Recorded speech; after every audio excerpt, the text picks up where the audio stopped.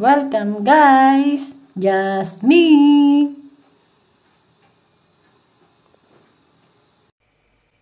Hello guys! Magluluto tayo ngayon ng risotto. Risotto la suka. Ito yung suka, yung kalabasa. Nilaga ko na guys itong kalabasa. Tapos yung meron tayong rice na pang risotto. Meron tayong butter, mamaya ilalagay ito sa pahuli. Meron tayong sibuyas, may bawang, meron tayong cheese. Tsaka ito pa isang klase ng cheese. Yan, grated cheese po yan. Yan ang ating lahat. Tsaka meron tayong white wine. Yan, ang ating ingredients. Start tayo mga guys magluto. Umpisahan ko sa paglalagay ng maraming sibuyas. Yan ang ating risotto.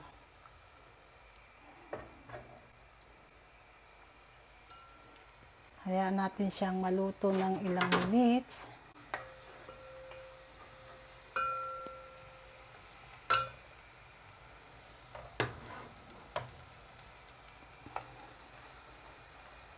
Sama na rin natin ang ating bawang. Yan. Haluin lang natin mabuti. Ayan, after na maluto natin ang sibuyas, bawang, ilalagay ko na rin ang rice.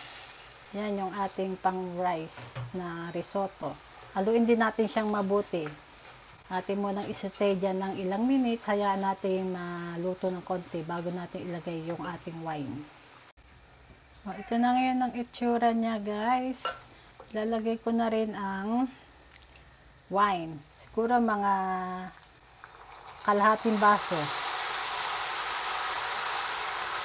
Mga kalahating baso lang na white wine. Hayaan natin ma-absorb ng rice ang wine. Ma-evaporate. Yan.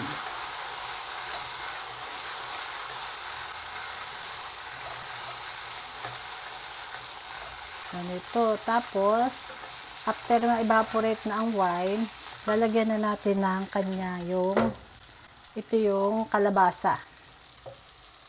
Ilalagay ko na ang kalabasa. Ayan ang pinaka flavor ng ating risotto. Risotto suka po yan sa Italiano. Kalabasa, suka. Ayan. Haluin lang natin mabuti hanggang sa humalong mabuti dyan sa ating rice. Ayan, ganyan.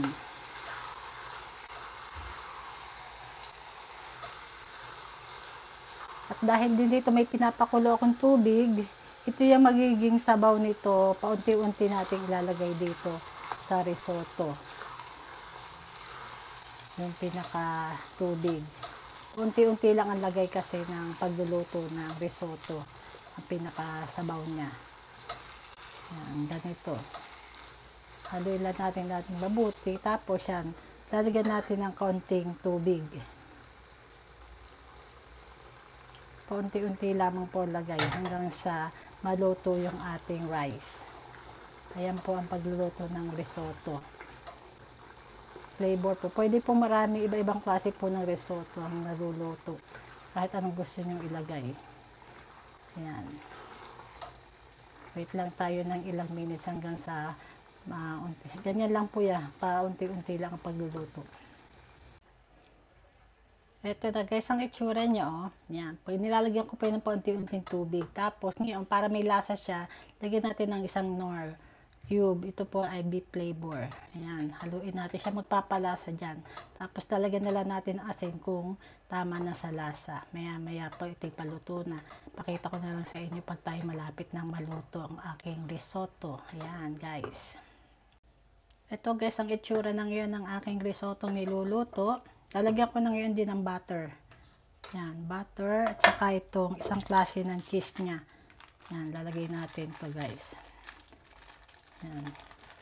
Yung sotelete po ang tawag dito sa cheese na ito. Mamaya sa pahuli, may isa pa tayong cheese niya lalagay. Haluin lang natin mabuti. Ipakita ko na lang guys pagka nasa huling ilalagay ko na yung isang klase ng cheese. Lalagay ko na rin guys ang isang klase ng cheese na sinasabi ko kanina. Ito yung sa atin ay cheddar. Dito po yan. Parmesan cheese po yata to sa atin. Yan. Parmigiano. Sa Italiano po parmigiano ang tawag dito. Yan, guys. Tapos pagkakainin, lalagyan din natin yung mamaya. Yan, tama yan, ganyan guys. Haluin lang natin mabuti. Kailangan off na rin ang apoy niya para hayaan lang natin siya maging creamy.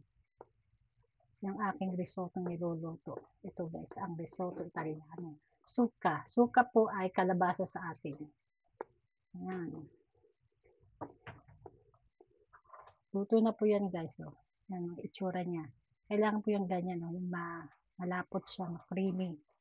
Kailangan po hindi siya sobrang luto ang pinaka-rice niya. Yan, ganyan po ang luto ng risotto. Yan guys. Luto na po yan. Ayan, ito luto na guys. Ganito ang paglalagay niyan. Ating lalagay sa plate. Dahil ito ay luto na. Yan, medyo may konting dumi. Ayan, ganito tsura. Tapos, lagyan natin guys ng cheese sa ibabaw. Ayan, ganito po ang itsura niya pagkakainin. Ayan, ready na po yan.